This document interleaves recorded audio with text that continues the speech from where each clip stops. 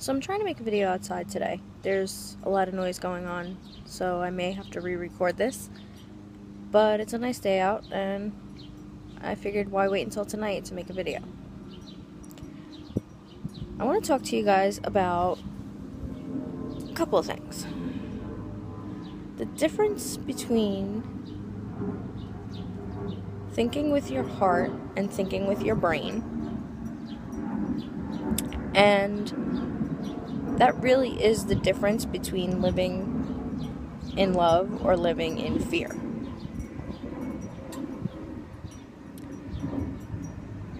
For me, when I think with my brain, it doesn't shut off. And I was never like that, and I couldn't figure out until recently why that is. I was always one to unconsciously think with my heart, to the point where I didn't even realize that that's what I was doing, or that's what it was called, or whatever.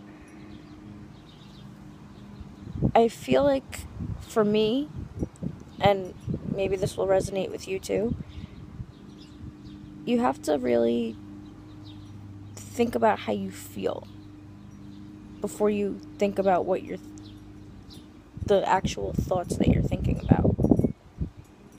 Okay, how do I feel right now? And if it's bad, okay, why? What am I thinking about that's giving me this feeling? And I know a lot of coaches and spiritual teachers talk about this. Paul Santisi, Brooke Castillo. She has even a formula to go through when you're trying to figure out why your life is going the way that it is. But that's for her to talk about, not me. So I've only really recently gotten back into thinking with my heart, and so far it's working out. And the best part about it is you're always checking in with yourself, but you're not keeping track of a million thoughts, because that gets really tiring. It's like, oh my god, I'm so overwhelmed. I have to dissect and think about why I'm feeling the way that I am, and then that's just gonna add more stress.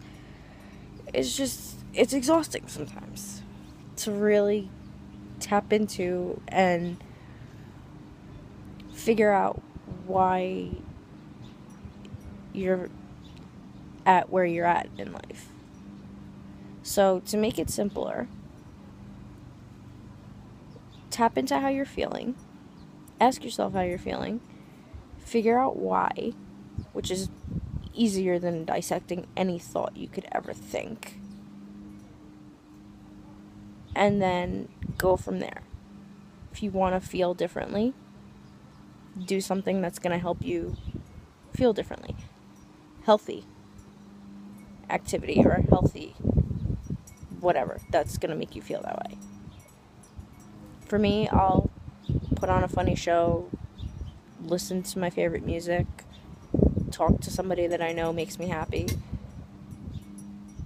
and get away from negative thoughts, negative people, negative anything. It's really about what you're surrounding yourself with internally and externally. That's going to create any feeling that you have. And you really do always have to go by how you're feeling.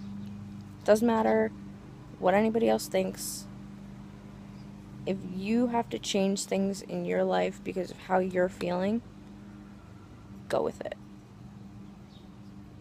But always, always put how you're feeling first, above anybody else, above any thoughts especially. And I'm not saying to abandon any priorities that you have or anything like that.